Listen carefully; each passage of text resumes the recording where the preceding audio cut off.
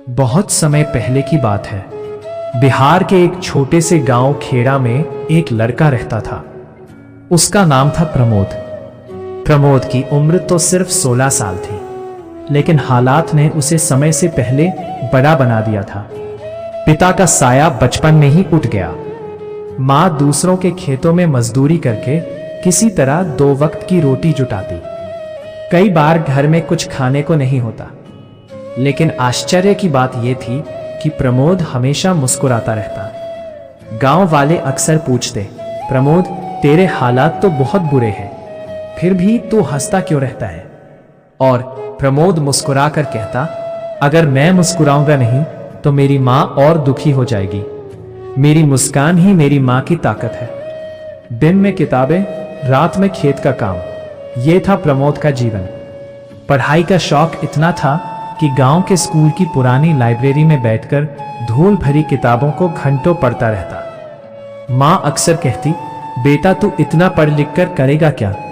हमारा नसीब तो खेतों में ही है। लेकिन प्रमोद का जवाब हमेशा वही होता, माँ किस्मत बदली जा सकती है। गरीबी कोई पाप नहीं है, लेकिन हार मान लेना पाप है। 12वीं पास करने के बाद प्रमोद ने शहर जाने का फैसला किया। जेब में सिर्फ 400 रुपए और आंखों में बड़े सपने। शहर पहुंचा तो हर जगह दरवाजे बंद मिले। कभी कहा गया, तू गांव का है, तुझे क्या आता है? कभी कहा गया, तुझे अंग्रेजी नहीं आती? लेकिन प्रमोद टूटा नहीं।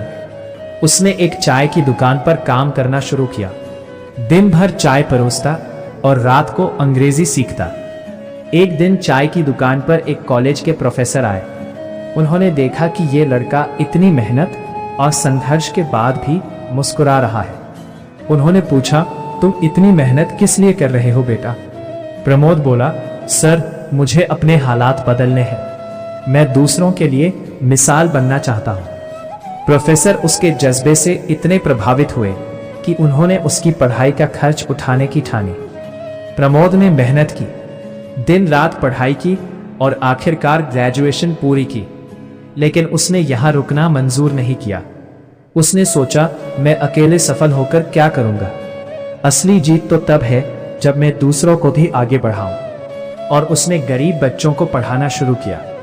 वो बच्चों से कहता, देखो गरीबी तुम्हें रोक नहीं सकती। जब तक तुम्हारे अंदर सपने हैं और मेहनत करने का साहस है, तब तक कोई तुम्हें हरा नहीं सकता। कुछ सालों बाद प्रमोद एक बड़ा अफसर बन गया, लेकिन उसने अपनी जड़ को कभी नहीं भुलाया। वो गांव लौटा और वहां एक स्कूल खोला।